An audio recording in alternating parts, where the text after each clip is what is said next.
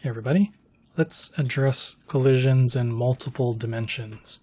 So you already know how to deal with collisions in one dimension, and you already know about vectors, so this is just the combination of the two.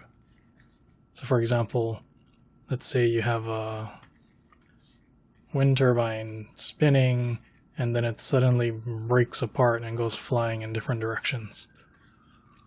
So like this. So like this part goes flying that way, this goes flying that way, this goes flying that way. Momentum is still conserved, but remember it's a vector equation, right? So the momentum initially for the entire system here equals the momentum for this entire system final. So you just add up, right, this mass times this velocity, this mass times this velocity, this mass times this velocity, vector-wise, and it's equal to this mass times its velocity initially. And then you can just split it up into x and y components. So say initial x component, final x component. Then you can have initial y component, momentum, final y component. So you just split it into x and y components, just like when we deal with forces and Newton's laws, how we split it into x and y components. Same thing for momentum. Okay, and then, sounds weird, but something breaking apart, momentum is conserved, where this is initial and this is final. Same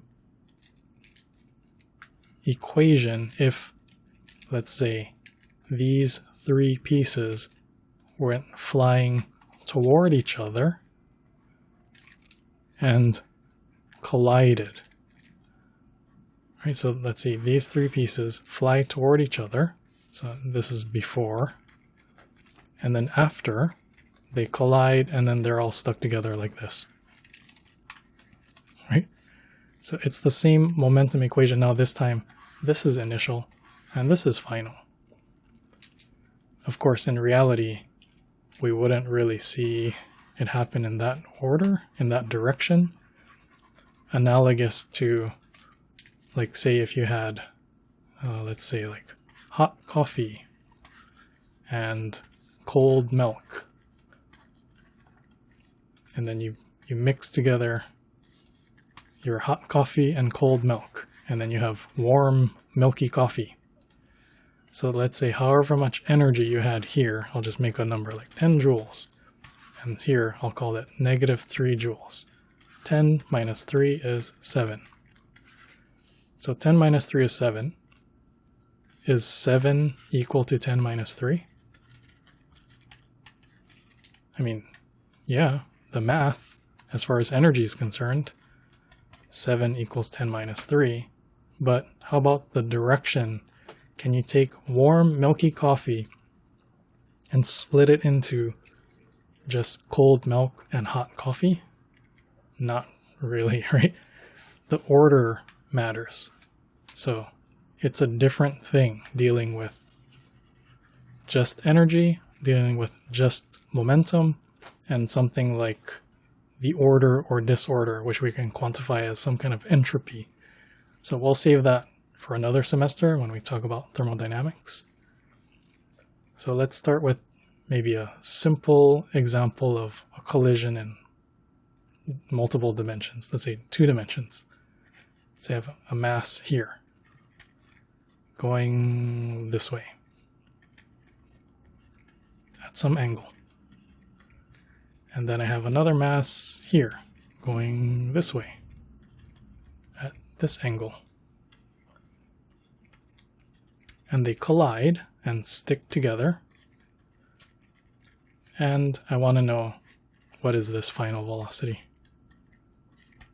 Well, let's split it into the magnitude and direction.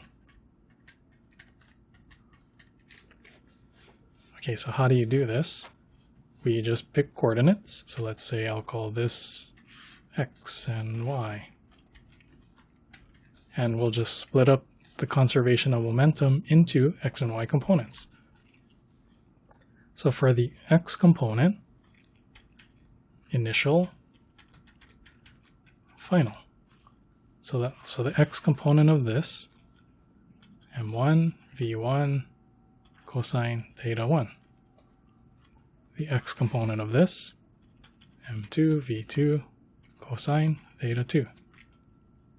So that's before, and then after the collision here.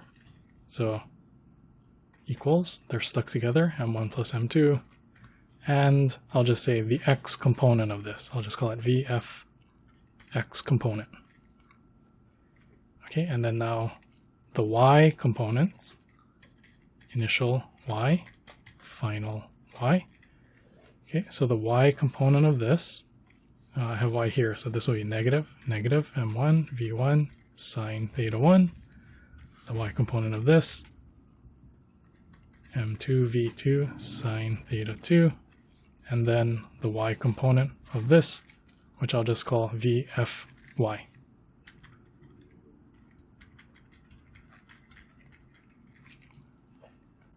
Okay, so then let's keep track of our unknowns here. So if we're given all of this information, the two masses and then the two initial velocities, right, just solve for this, just move this in the denominator over here, move this in the denominator here, and then, right, the final, this magnitude is just like this, and that angle is arctangent y over x, being careful about the quadrant, just depends what numbers we have. Okay, so hopefully that seems not too bad. So let me know if you have questions about multiple dimensions, and I'll see you in the next video.